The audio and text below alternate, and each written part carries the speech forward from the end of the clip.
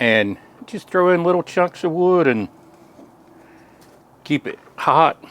Welcome back to the trail with Mushy the Cowboy Cook. Today we're going to make a Chuckwagon stew in the Dutch oven. Simple recipe, good for if you're in your backyard one evening, or if you got like a crane in your fireplace, you can do it that way. Out camping, but it's just a traditional chuck roast stew. But of course, here on the wagon, it's a Chuckwagon stew. So let's get into the video. All right, for this dish, I'm going to actually call it a Chuckwagon roast. I am using a chuck roast. It's about 1 3/4 pound. And what I did was just cut it up into about 1-inch cubes. And then I roll in a little bit of flour. Put about 1.5 cups of the flour. I put about 3 teaspoons of, really 1/2 tablespoon of Kent Rollins original seasoning, and about 1/4 tablespoon of Kent Rollins mesquite seasoning. And then I put probably about a teaspoon of garlic powder. Just kick up the garlic a little extra. And then I just mix that in the flour up, and then just gonna roll the meat in the flour mixture.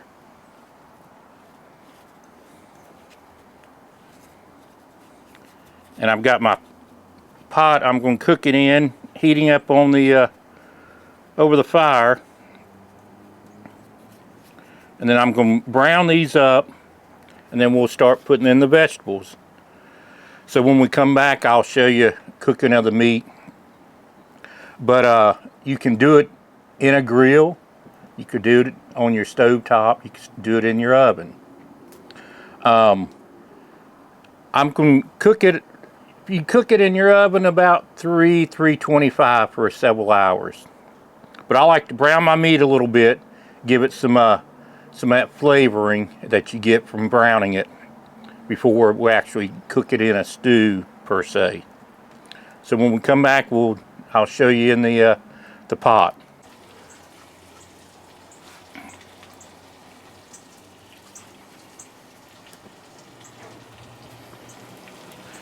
All right, for this Chuckwagon stew, I'm just put a little butter, a little oil in the bottom of this 14-inch Dutch oven, and I'm just cooking up the meat a little bit, trying to brown it up a little bit, get it partway cooked, and making some good bits on the bottom for kind of give it a little gravy. So let me cook this just a little more, and we'll come back and put the vegetables in, and then just let it cook away.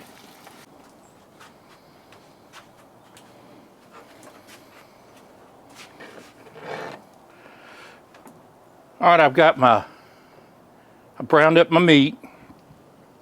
I put in a box of beef broth and about 48 ounces of water. Now I bought a pound of baby carrots and cut them up a little bit. 1 pound of celery that I cut up into small pieces. A red onion that I cut up, and I bought some small yellow potatoes, 1.5 pounds, that I cut all of them in half. So I'm going to put these in. After I browned my meat, I took this really cool spatula. I've got a story on it coming up in a video on some of my favorite pans and tools I've got, and any tool that I've got or pan that has a kind of a story behind it. So that's an upcoming video. So I washed all my vegetables, cut them up, and then had them sitting in cold water to keep them hydrated, and so that they don't, like the potatoes, don't turn on me, turn yellow or, you know, a brownish color.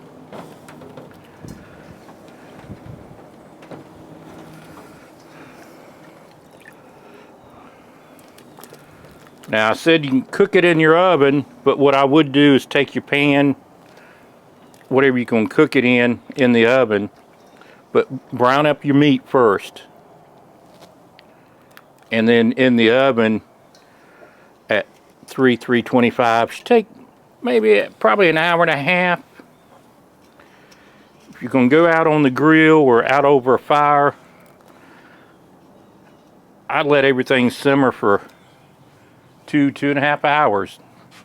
You're not in a rush, and this is a perfect dish for a camp out where you don't have a whole lot going on, or you've got somebody that's going to be in the campsite for a while, or if you take your family camping and hanging out. Also in the backyard, doing on your gas grill. Now it's important to keep the lid on it to keep it good and hot, and it'll, you know, the lid will keep the heat in. So just let it do its thing for a while, and every half hour or so check it, see how the vegetables are coming along, and it's a slow ride down the trail, but it'll be worth it.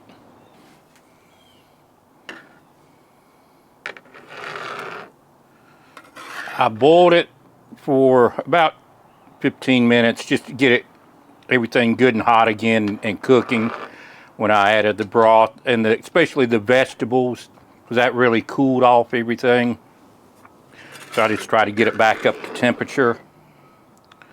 I had just tried the vegetables in the last couple minutes, and I'm going to let it cook another hour or so, just at like a slow stew. And this is where, especially in the afternoon, start out early, get everything in the pot, get it heated up, and just throw in little chunks of wood and keep it hot, keep it simmering. You see the little bit of steam coming off. Remember, we're on a slow trail or on a slow ride down the trail to dinner. Just let it all meld together, and all that goodness awaits you for dinner.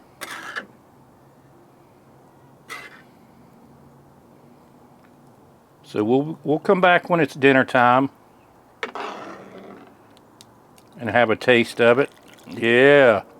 All right, this stew is ready. I got some up, let it cool off a little bit so I'm not eating extra hot stew. I let it just simmer over the fire another hour and a half or two.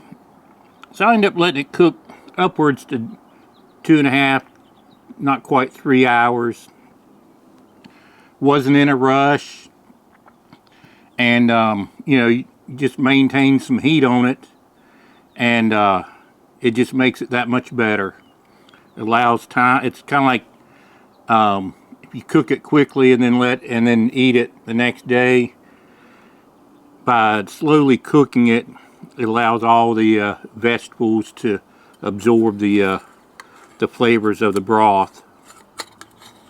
I did put a little extra, about a half a tablespoon extra of the mesquite and the original Kent Rollins seasoning in it, after I was tasting it to see if first of all, if the vegetables were ready.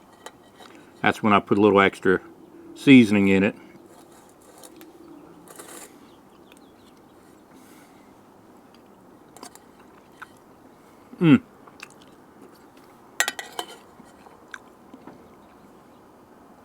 The meat is very tender, very flavorful.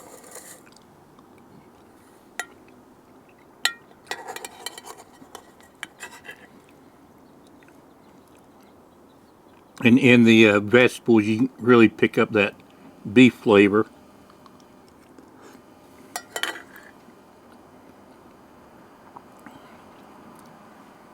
Winter beef dinner. Give it a try. Cook it outside over a little fire. And, you know, I know a lot of people now have fire pits out back. And just do that. Cook it low and slow once you get the meat done and the vegetables. But give it a try. Well, I hope you enjoyed that video on the Chuckwagon roast. Easy to do. Just brown the meat, throw some stock, some water, vegetables in, and then just let it cook. Good way to be outside and around a little campfire out back. Do remember my Amazon affiliate link down in the description. It helps the channel out financially. March 4th, which is a Saturday, I'm going to be at the Lodge Outlet store in Concord, North Carolina. Be serving a little bit of food then in the afternoon. March 18th and 19th, we're going to be at the Southern Farm Days at Lake Waccamaw, North Carolina, which is at the Boys and Girls Home in Lake Waccamaw. $10 to get in. And gates open at 8:30 Saturday, 10 a.m. Sunday. Cowboys are there doing skits. There's a big tractor parade, big display of tractors. Usually there's Civil War reenactors. A lot of antique and junk dealers there. We've picked up some really good stuff between all of us on the Chuckwagons. And a really good time. There are crafts people there. There's food vendors there. A lot going on, but it's a lot of fun. Come on down and see us and come to the show. And then March 24th and 25th at the second Farm Heritage Day in Sanford at the Lee County Fairgrounds. I'll be there on Friday. I'm going to come down and cook for some of my friends down there, and then on Saturday, Mosey and I, maybe another cook or so, will be there with one of the Chuckwagons. That event is free to get in. Opens 10 a.m. on Friday, 9 a.m. on Saturday. Please go to these shows. If you don't live close to me, there are shows like this. Whether it's a Heritage Day, a Harvest Day weekend. Normally they're put on by either like the Ruritan Club or a Antique Tractor Club. But go out and get to them. They're a lot of fun. See a lot of old equipment, how things were done years ago. But just get out there and support those people. They work hard. They're proud of what they do. Whether it's a skill like a sawmill or a rock crusher, or their tractors that they put a lot of time and money into them, and they want to show them off and go out and appreciate it. If you like videos like this, please subscribe, share it with friends, of course like it, and of course, as always, ring the bell. And Mushy the Cowboy Cook will see you down the trail.